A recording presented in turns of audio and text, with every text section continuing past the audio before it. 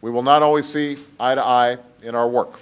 We may disagree and even disagree strongly about particular provisions, but there are certain core principles that I believe must shape any proposal for reform, and these are the principles that will guide our work.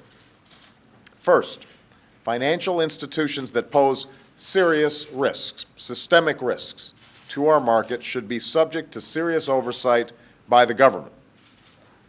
And here's why. When the Federal Reserve steps in as a lender of last resort, which it's had to do repeatedly since this financial crisis began, it's providing an insurance policy underwritten by the American taxpayer.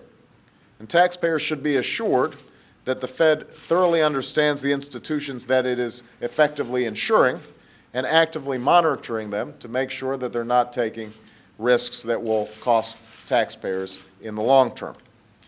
Second, our regulatory system and each of our major markets must be strong enough to withstand both system-wide stress and the failure of one or more large institutions.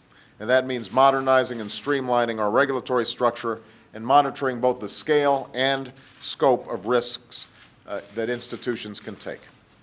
Third, to rebuild trust in our markets, we must redouble our efforts to promote openness, transparency, and plain language throughout our financial system. Fourth, we need strong and uniform supervision of financial products marketed to investors and consumers.